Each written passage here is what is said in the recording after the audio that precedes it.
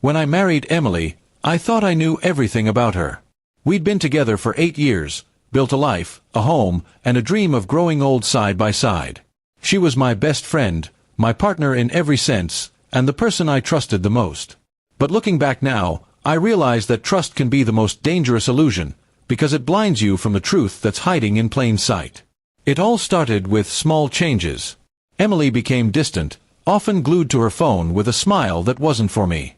She used to share every detail of her day, but lately, our conversations felt forced, her laughter rehearsed.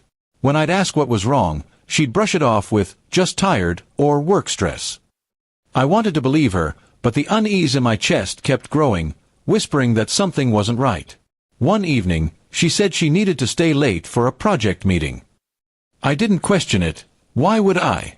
But when midnight came and her phone went straight to voicemail, something inside me snapped.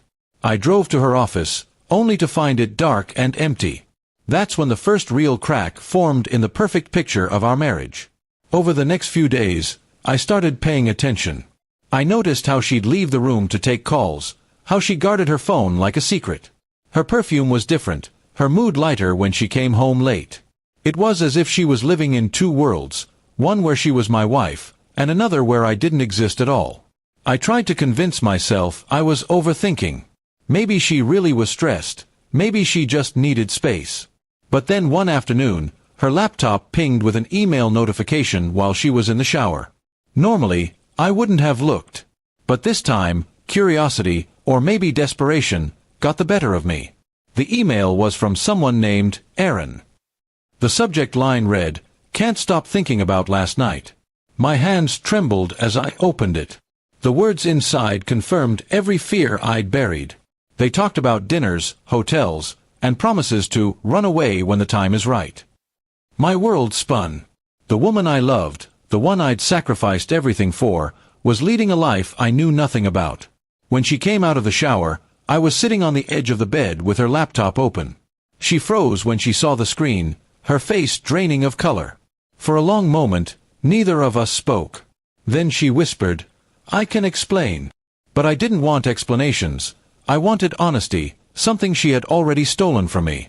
Her explanation came in pieces, each one cutting deeper than the last. Aaron was her ex from college, the one she'd told me was long gone. They'd reconnected online a year ago.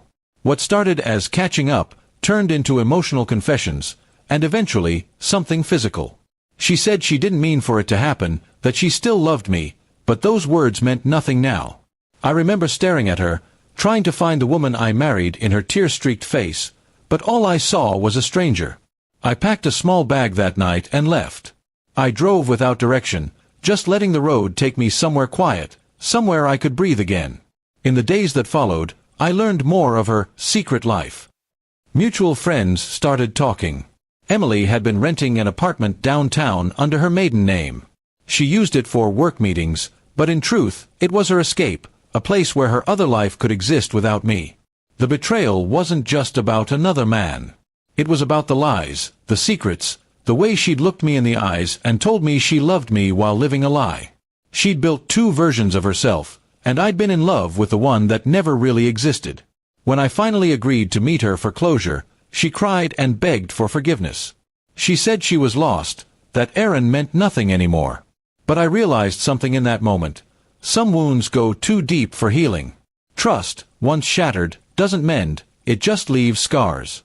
I filed for divorce quietly. There were no shouting matches, no revenge, just silence. She moved out, and the house that once felt like a home became a museum of memories I no longer wanted to keep. Months later, I ran into her by chance at a cafe. She looked tired, older somehow. She smiled weakly, but I could see regret in her eyes.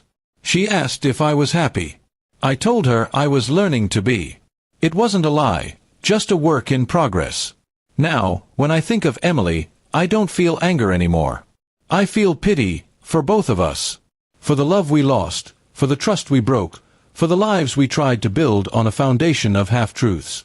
Her secret life destroyed our marriage, but it also taught me something priceless. Love without honesty is just a beautiful illusion waiting to collapse. And though she shattered my heart, she also set me free.